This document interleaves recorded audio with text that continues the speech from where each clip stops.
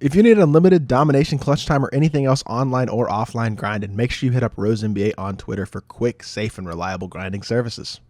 Yo, what is good, YouTube, and welcome back to another JC2K video. In today's video, we're going to be ranking the top 10 best centers in NBA 2K23 MyTEAM. But before we hop into the video, if you haven't already, make sure you hit that subscribe button. Help me push towards the 8,000 subscriber mark on the channel. I upload every single day, multiple videos almost every single day as well, and I would really appreciate your support if you haven't already, if you do subscribe. Without further ado, let's not waste any time. Let's hop right into it, and let's start off with number 10, which is where I'm going to put Paulo Bonquero. We've gotten a lot of really good centers recently, and knocking Paulo all the way down to 10 is a great indicator of that, because I was really high on this card. Played him in my God squad for a while. 80 speed Mchale, a 79 shot 3, 90 driving dunk, 85 standing dunk. Defensive stats are not amazing, and his badges, being an Evo card, is very limited, which means any badges he doesn't have, he can't get added, and none of his badges can be upgraded to gold or anything like that. So that means he's missing a lot of badges. No quick first step, no limitless range, no guard up, no masher, no interceptor, no post lockdown, no clamps, no glove. I mean, no anchor. There's like just a lot of badges that he's missing. Defensive stats aren't amazing either,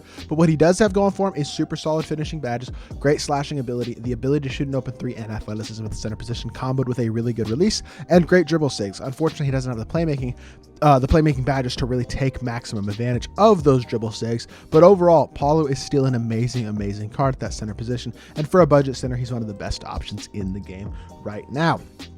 At number 9, going with Nikola Jokic, a card that I will say I highly recommend not locking in. Like, I would not lock in this Jokic card at all, because I do not think he deserves to his, like, I mean, he's what, 400k or so to lock in. It's very expensive to lock this card in, but he is 6'11 with 7'3 wingspan, not crazy fast, but not overly slow either, not an elite dunker, and a very poor defender. What it does have going for him, though, is a 90 shot 3, really high pass accuracy, good strength, decent slashing ability. Does need badges, although he has a lot of good gold shooting badges already. Same thing with the playmaking badges. I would recommend adding quick first step to him. Anchor is going to be crucial, as well as pogo stick and post lockdown. Those 3 badges are basically musts. Comboing that with maybe quick first step and limitless takeoff are the 5 badges to add to him.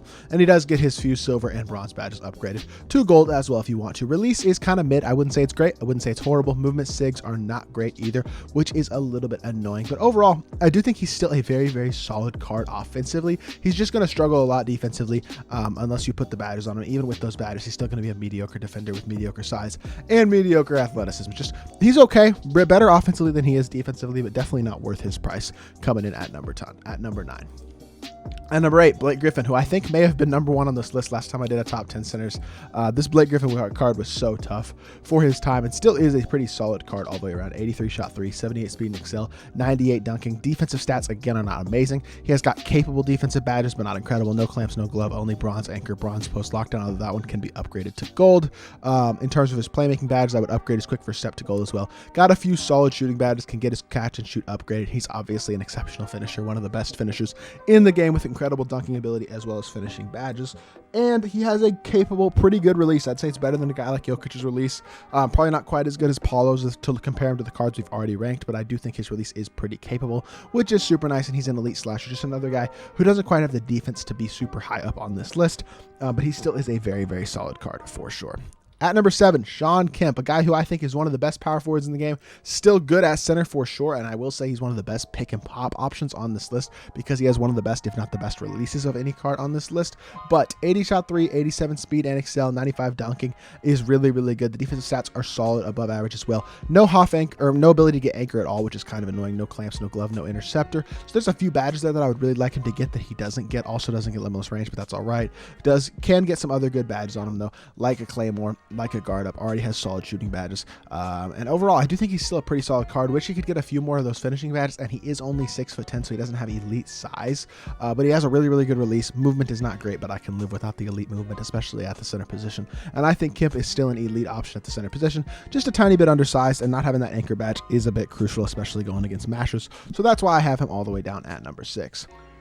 Coming in at number 6, we got Alonzo Mourning, who I think has gone very overlooked until we just started getting more trophy case players and things like that, with 2K dropping that trophy event this past weekend, and that made Alonzo, I think, a lot more viable for people to get, and I think all people are also realizing how good he really is. 85 speed and excel on a 6'10 center with an elite wingspan and a great player build is super good. Really good interior defender, capable on the perimeter as well, good dunker, and a 74 shot 3 is more than enough, especially when you consider that you can give him badges like limitless range, and he already has claymore and catch and shoot able to be upgraded. Could use a quick first step as well, but defensive badges are always already amazing. Hoff anchor, pick dodger, pogo stick, and post lockdown are super nice to have. He's a great rebounder. His release, I will admit, is not very good, but he's really good in the post. And it's not a horrible release. Shack base is not good, but the upper is at least acceptable, and it is relatively easy to green, even though it does. I mean, releases are so easy to green that if you're open, you're going to knock them down. It's a problem that we have with several of these centers that are in this top 6, and I do think despite his very poor movement and his questionable release, his stats and badges are so good that Alonzo deserves a spot in the top 6.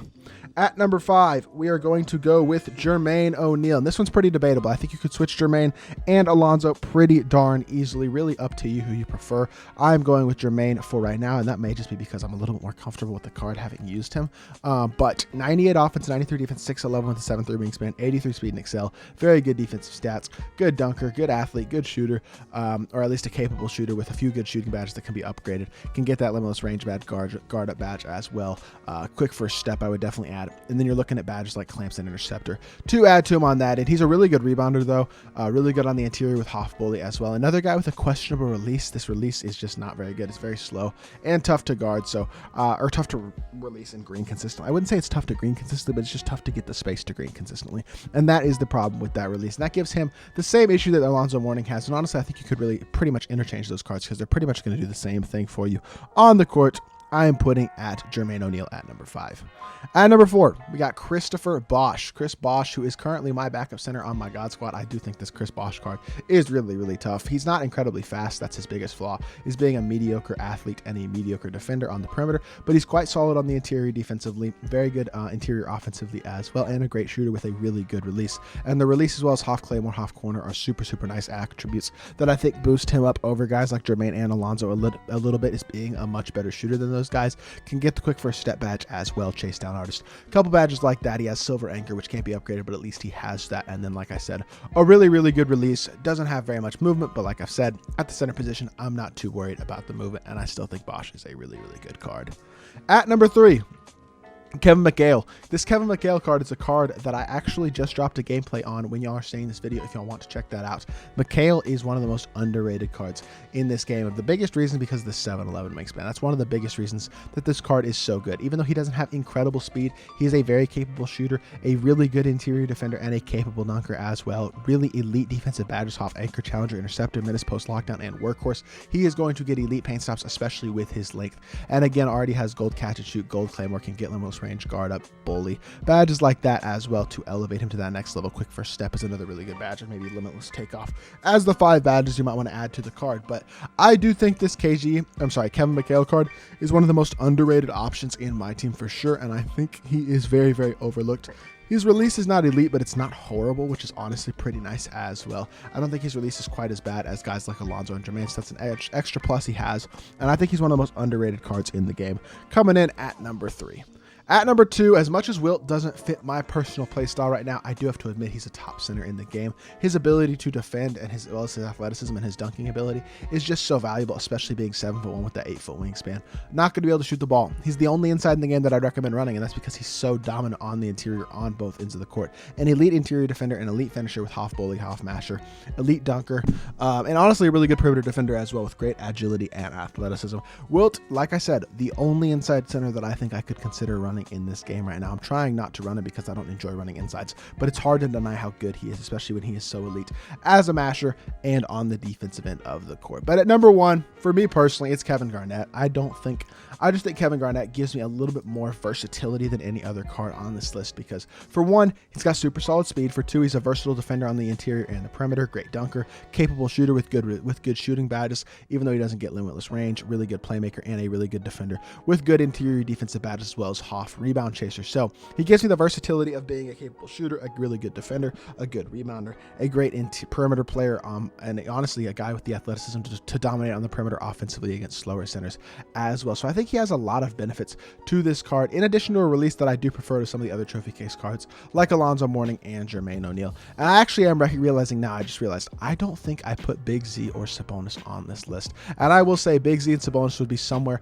around this 7 to 10 mark. So I want to keep that. I want to mention that as well. I do apologize for that I missed those guys. But hopefully y'all did enjoy this video and enjoy the list that I made. If you did, make sure you hit that like button, leave a comment, and subscribe. I'll be back with more 2K content very, very soon, and I appreciate y'all. Peace.